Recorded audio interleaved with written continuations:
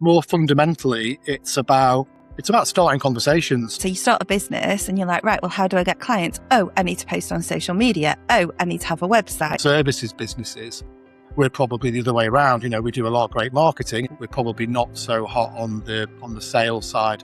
It's the fear of making those direct outreach. If you take the pressure off yourself and maybe don't make it all about, sales and make it more about starting conversations. Actually, the truth is, you need to just go out and have conversations with people. Interested people become interesting.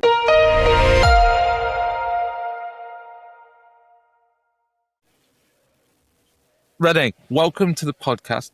And how I'd like to start off is, before your What One Thing, what kind of built up to it, or what made you move in that direction? First of all, thanks for having me on.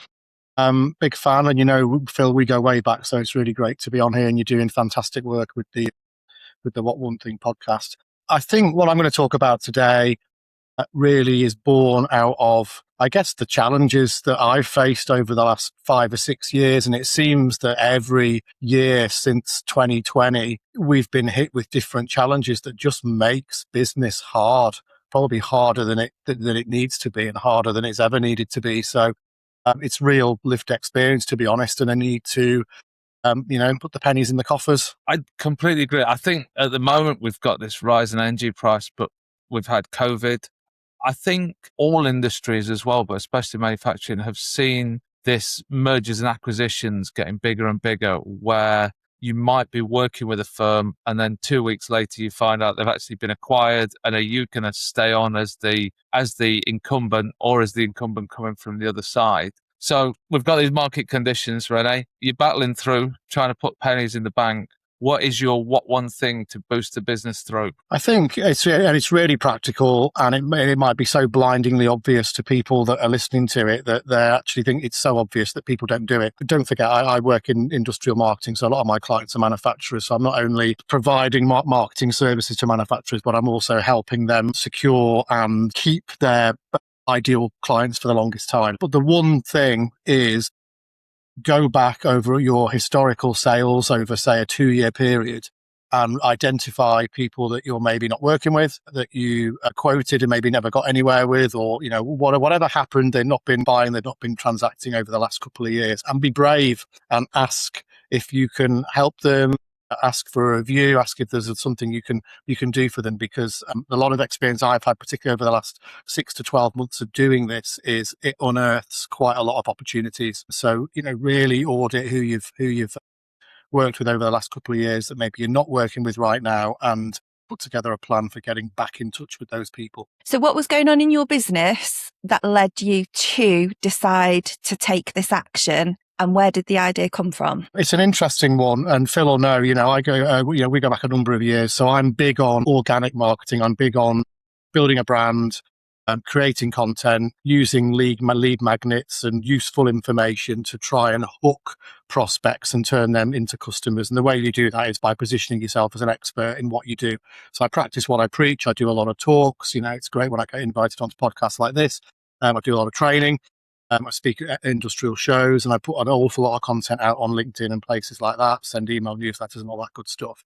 But you know what? It's great, but it's also quite passive, and it's not always immediate. You don't always get an immediate return from it. So I realized I had to be a bit more direct. And I'm not a salesperson by nature. I find the whole selling thing, quite uncomfortable. But out of necessity, really, I thought, I know what I need. I need a certain number of clients, so I need to land a certain number of projects or project types. So I'm going to get in touch with people in my network and see if I can help them. And lo and behold, over this year, it's been a really good year for re-establishing some collaborations that I was doing as far back as pre-COVID.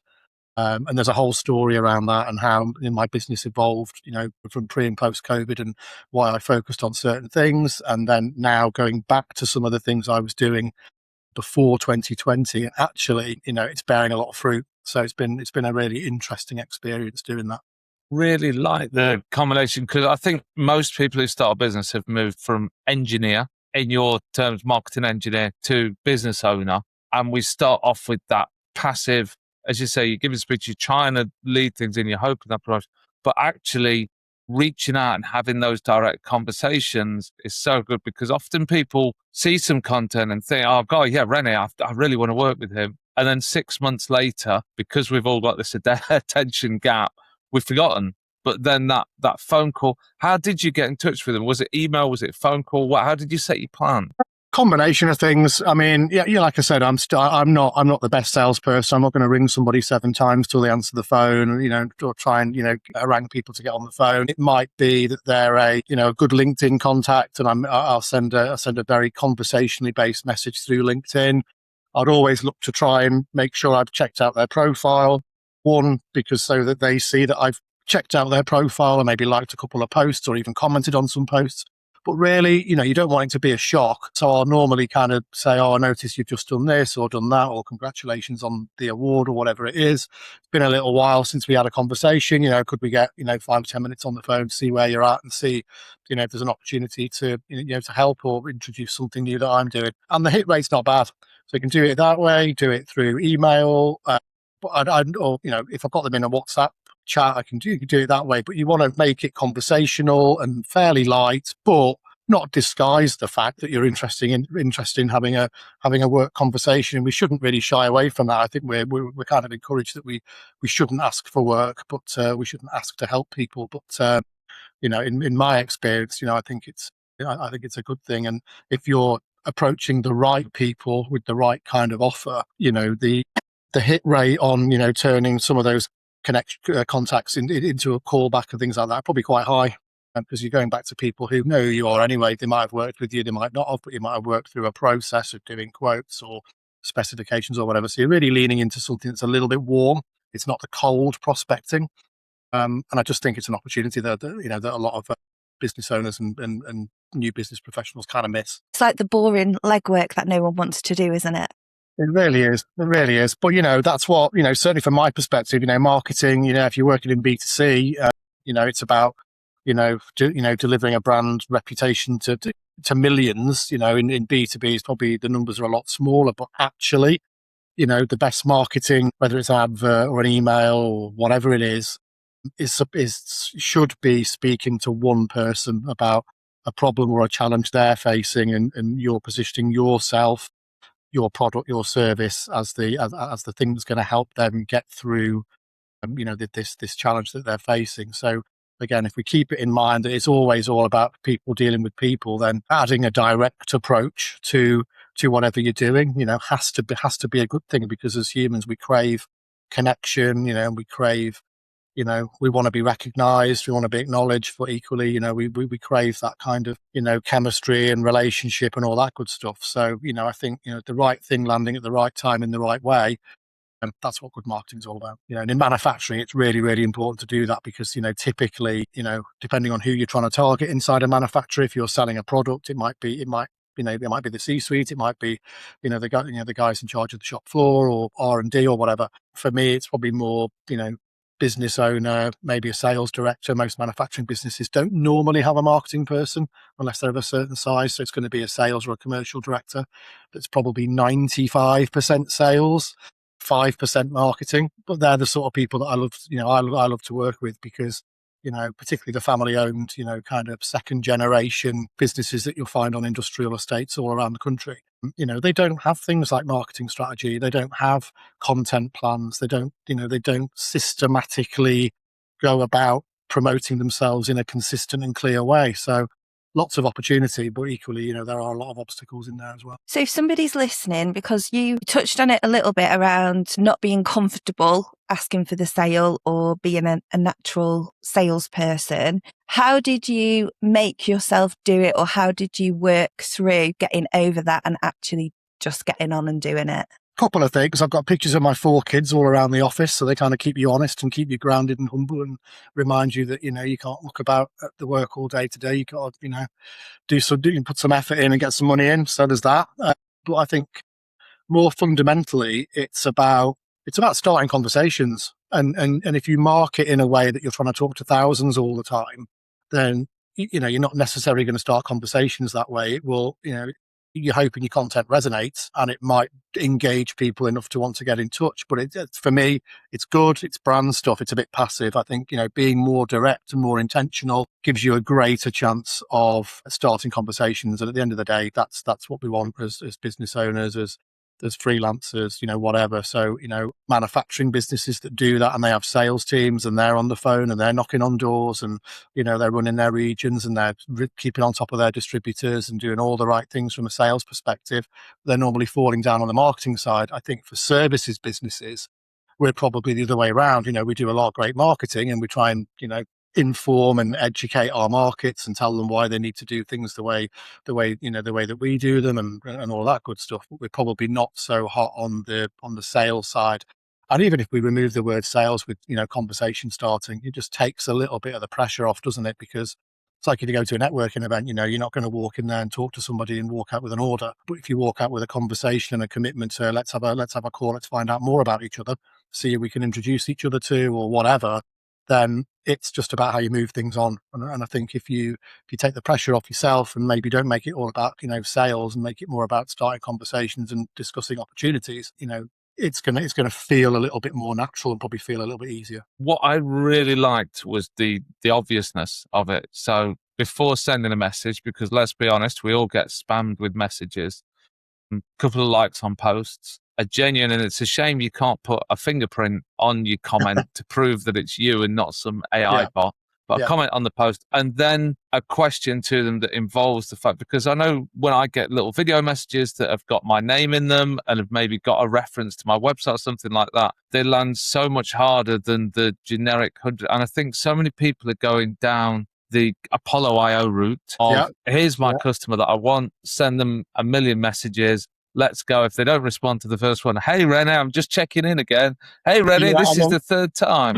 And then that awful third message that they all have where they're like, if you don't come back to this one, then, we'll let you go sort of thing. And I find all of that stuff just so nasty and vulgar. But fundamentally, I think you have to play in public. So, you do all the right things in public on people's posts and all of that good stuff. And don't forget, of course, if you, and there's a very credible strategy. Gary Vaynerchuk, a US entrepreneur turned, social media marketing guru, runs a couple of huge agencies in the US now. Gary Vaynerchuk, and he's written loads of books, including Jab Jab Left Hook, I think. And basically, he came with something which is like the 5-cent comment strategy. So, if you make commenting on influential people's posts your 30 minutes a day on LinkedIn, you'll probably get a lot more sway and a lot more visibility and a lot more reach than you will just putting your own posts out to a percentage of your audience. So what that means is in the UK, you might follow, Peter Jones, Theo Fetus, and whoever else, Bunch of Dragons, Stephen Bartlett, whoever tickles your boat. And as long as you're in the comments there where there are hundreds, if not thousands of other people, you're commenting, a lot of people are seeing it, some people are liking it, they might check your profile, see what you're all about. So it's about being where your people are as well. So the public thing is one thing, playing in public. But the kind of making sure you take it into a one-to-one conversation, massively important. And you want to dial down the cringe, and make it, as authentic and as conversational as you can. So maybe don't even bring in the idea of helping first, just, congratulate them on something. People love to be flattered, if they've won an award or they had something published in Forbes or whatever it is. Drop them a note and say, hey, saw you did that. That's really cool. How did you, how did that come about, and start a conversation about it. And, if they come back to you, then, interested people become interesting, I'm loving all of this. I mean, we've almost gone into 3 things here, haven't we? But it was a risk. I love it. I absolutely love it. So we've come to, what's your strategy around this then? Because I'm always trying to, and I think this is an engineer's mindset, I'm always trying to find a problem because I love a problem to solve. And if you ever want an IT person to solve a problem, you just tell them that the previous IT person couldn't solve it because it's too tricky. And you've now got 8 hours of their time for free. What was your approach? Was your aim of the LinkedIn campaign to get an in-person meet? Or was it to get a phone call? Or did you not have that kind of strategy? Were you just, I need to get the pennies in the bank. I know I've spoke to these people before. I'm going to roll the dice and get in touch. I think you've got to be cool. We know if you get hard sales in your inbox, wherever that inbox is, from somebody you've never worked with, you've got no idea how good they are or whatever, it's going to leave you feeling pretty cold. It's almost like it's the kind of first date analogy, but going to third base, isn't it? It always feels a bit vulgar when you get somebody coming on and saying, "Oh, we just looked at your website and it scores 46 on this particular thing, and you're missing this, that, and that. And we've got a firm of developers out in India that can fix this for you for kind of 27p. Are you interested?" And you're like, "No, go away." But there's probably some element of they did actually try to do some research in there. Some of the points they're making might be valid, but just the way they've done it, it's like smash, and it's like who wants that? So I would, and equally as you pointed out, do you push for a call? The kind of Calendly link droppers, they connect, and it's not even connect and pitch anymore, or pitch slap or whatever it's called. It's connect and Calendly drop. Well, let's jump on a call. Let's jump. Everybody got to jump on a call. Let's jump on a call. But you book it in my calendar. And it's like, it's all a bit presumptive, isn't it? So I think start with the chat, see where that goes. And if there's an opportunity to just get on and keep it tight, keep it small. It could be a video call. It can be a phone call. A lot of my audience, particularly manufacturers, they don't want to be faffing about jumping on Teams and all of that stuff, to keep it as light and as easy to administer as possible. And it's a check-in. It's what are you up to? What are you trying to achieve? I'm doing this sort of stuff now. There's an opportunity. Put something in front of you. Can we have a chat? So you look into, Sandler sales training, and these sorts of people will always say, make sure you leave with the next action. So you're not going in for the kill at step 1. It might be like step 5, but you just want to get the commitment to the next thing. Can I call you next Tuesday? Can I send you something through and then check you've received it? So you've got to look at your process of how you get in front of somebody and keep it as simple as you can, but be respectful of people's time and think, how do I like to be approached, and keep a little bit of that in mind, because we don't always approach people in the way that we would accept the approach ourselves. It's really good. It's really interesting. I've got like about 25 notes written down of different things you've said. Well, actually, it's really interesting. I know we started out talking about being brave and looking at your legacy clients and customers and things, and looking for opportunities in there. And there will be some for anybody who's been running a business for a period of time. There will be opportunities to go back and have a chat with people. But really, I suppose the one thing that wraps around it all is that kind of adding a bit more one-to-one direct conversation to what you're doing. Because at the minute, we're all throwing stuff into the ether and hoping for the best, aren't we? If we're honest, whether it's social, email, PR, going to events, networking, whatever it is. But let's have in our mind, let's look at our network. We've all probably got a couple of thousand contacts each. We've probably got X clients and customers. Let's try and find a core group of kind of 20 or 30 and see if we can work a little bit more deeply, with some of them, and you'll probably get better results. So how do you deal with the rejection or the no, just non-response and the motivation to keep going? No's are great. I love no's. It's the ghostings that I don't like, and Phil will have seen, I've probably posted about this a few times over the last year or so. I'm not a fan of it. I try not to treat people the same way. Obviously, if it's a cold approach, I don't feel like I need to reply to every cold approach that comes in.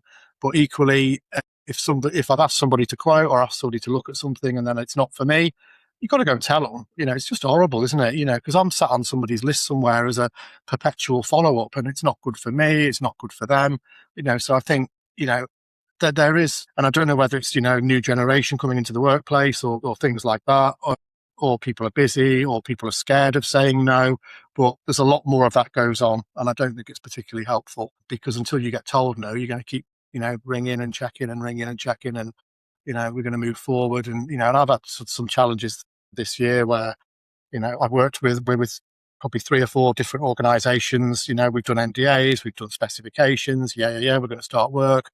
And 3 of them have been kicked into the long grass in September, which, it's a sign of some kind of commitment, I suppose. But also it's, I had expectations that all of those projects were going to start. So it leaves you with some gaps. So, it is a challenge, because, you feed off the energy you get. And if you're being given a sign that, business is forthcoming, and then suddenly for whatever reason it's pulled, it is a bit of a shock to the system, isn't it? And then you suddenly you've got a gap you need to fill, or you've got an amount of time or a resource that you need to redeploy. So, and that happens with manufacturing businesses as well, probably more so, and it's probably bigger risks because, they're sat on stock, they're sat on raw materials, the energy costs of running a factory, got people stood around, not twiddling their thumbs, having to do stock takes because the orders aren't landing into the production line. So yeah, there's a knock-on effect to people, not taking responsibility for their own, procurement decisions. But like anything else, you just have to brush it off and carry on, don't you? We haven't got time to sit and lick our wounds when we work for ourselves. We need to get on. We need to get on, which is where this strategy hopefully helps people. So I'm going to do some quick questions now then. I've never done this before. I just thought of it this morning. So I'll try my best. So these like one-word answers. So one thing do you wish every manufacturing business understood about marketing? Oh, okay.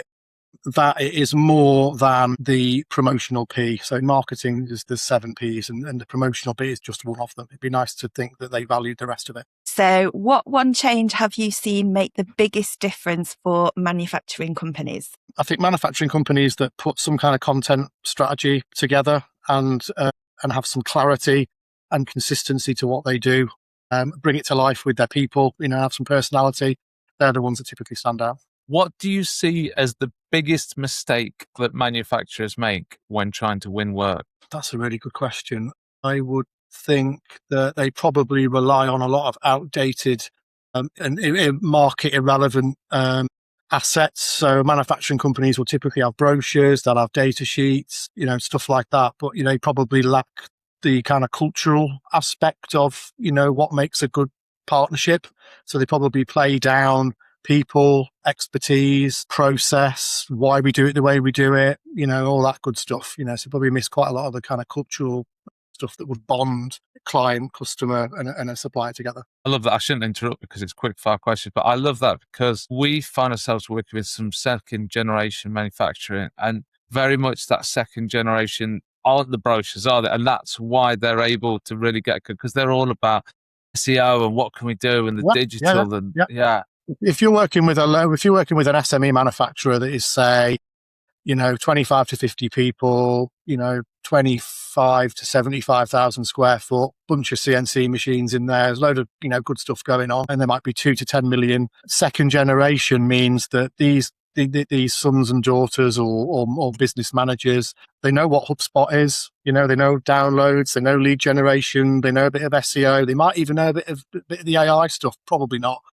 But yeah, that's, 30 years ago, it was dad and his contacts on the golf course. So the world's moved, and print media and, and the trade shows and stuff like that. So the world's moved significantly. And I think, second generation and beyond, management teams in manufacturers latching onto that digital space and adding that cultural aspect to their marketing are the ones that are really going to win as we move forward. I love it. And this is a great question. So brace, take a breath for this one, right? If every manufacturer listening implemented one thing tomorrow, what should it be? Well, if they need sales, if they're in a bit of a peaks and troughs, cyclical or seasonal demand, then you've got to try and level that out. So you level that out by creating more conversations. How do you do that? You do it either direct through sales, but increasingly by equipping those salespeople with the right sort of go-to-market assets. So, I'm a big fan of going beyond brochures, websites, all that sort of thing, maybe using scorecards, explainer videos, webinars, things like that, to really embed your knowledge and your expertise. So it boils back down to that kind of meeting the customers where they are and looking to try and solve problems and have one-to-one conversations. I love that. And I'm so grateful that you didn't just say, hire me.